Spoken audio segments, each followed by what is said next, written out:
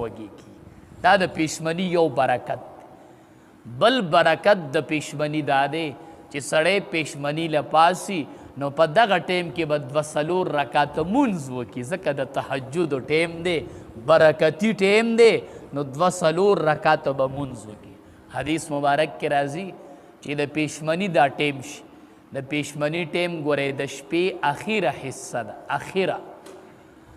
حدیث مبارک کې راځي چې دغه د پېشمني ټیم شي نو د الله تبارک و تعالی رحمت د دنیا د لاندینی اسمان ته راکوشي د الله رحمت او آواز وشي وایي شته څوک بخښنه غوښتونکې چې ګناهونه یې معاف کړه الله د طرف نه خپل آواز کېږي څوک بخښنه غوښتونکې شته چې معاف یې کړمه بخښنه ورته وکړمه نو چې ته پېشمني له پاسېدلې خو 2 رکعاته به پکې وکې وایي به چې اللهم اغفر لی یا الله ما وبخښه که نه زه بخښنه غوښتونکی یم نه او بیا آواز وشي وایي شته دی څوک چې رزق یې تنګ وي چې زه یې ورله پراخه کړمه شته څوک ای غریبانانو مونږ ټول غریبانان یو د الله محتاج یو ټول ای غریبانانو د پېشمني په ټیم الله تعالی سوچتوی وایي یا الله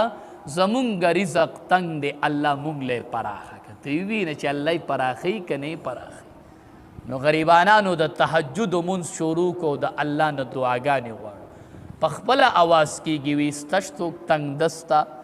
بدحاله شتې چې رزق یې تنګ وي چې زه یې ورله پراخه کړم نو بل د پېشمني برکت دغه دی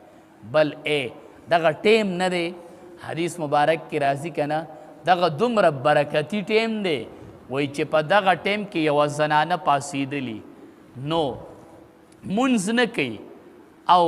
تهجد نه کوي تلاوت نه کوي په دغه ټیم کې چې یوه زنانه لګیا ده د کور کار کوي پې د الله رحمت راورېږي دا دومره قیمتي ټیم دی یعقوب علیه السلام له چې خپل زامن رالو که نه وی مونږ دپاره بخښنه وغواړه یوسف علیه السلام چې کوی ته غورځولی هغه ورته وی سوف استغفر لکم زر ده چې زه به دله بخښنه وغواړم په هغه ټیم یې ونه غوښتله علما وی اراده یې دا وه چې د تهجدو په ټیم کې به دله زه بخښنه وغواړم دا دومره قیمتي ټیم دی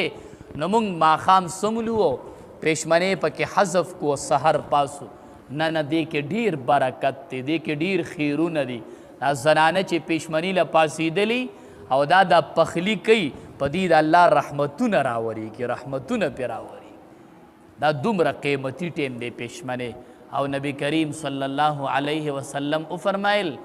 وی زمونږ او د اهل کتابو د روجې په منځ کې فرق چې دی اکلت السحر